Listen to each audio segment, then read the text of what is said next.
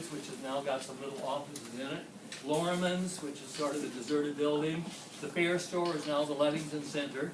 And in every store, there would be counters about the length of this room and about the width of 2 rows. And in the middle of each of those counters all over the store was a clerk with a cash register. She didn't go to the front to pay. She did that. Grocery stores. When you went to grocery stores, everybody had a neighborhood store. There weren't big stores like Elmer's or Super One or some of those. Everybody had their neighborhood store. Ours was down where the state office building is. You went to the store, the clerk got your things, and she took a piece of paper like this, lined, wrote down what you bought and how much it cost. She added it in her head. Everybody knew how to add without making mistakes. She gave you a copy, she kept a copy, but you didn't give her any money. Only once a month, usually the first or second of each month, you went down and paid your bill for the previous month. My sisters and I, when we were about your age, the store was only 2 blocks away. We would have little fights at noontime when we walked home from school the day we knew my dad got paid, because we all wanted to go and pay the bill. Because when you went to get the pay the bill, cookies in those days. Today, which is good, we have everything so sanitary, and somebody's afraid somebody might have touched something and didn't wash their hands or something. That's really a good thing to do. They had all the cookies with being in a grocery store, about as wide as from here over to there, with about 6 rows. In each, they were divided into little containers.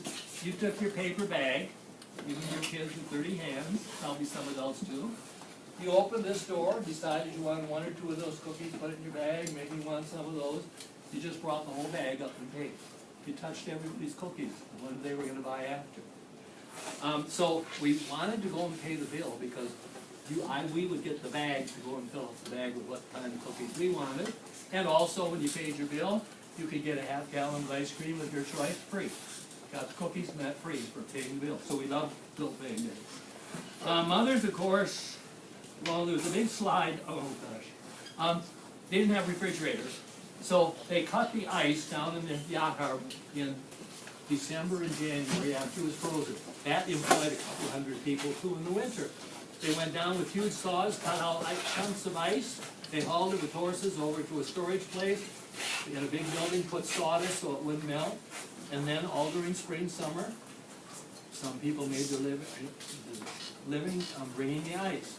You'd put a little thing in your window when you wanted ice, because in your house you have what was called an ice box, a box for ice. Makes sense? The corner, you put some of your food there. In the corner is a big thing for an ice chunk. It kept melting continually. That was one of the kids' jobs. They emptied that a couple times a day because it melted. And they'd haul it in, big chunks of ice, and put it in your house.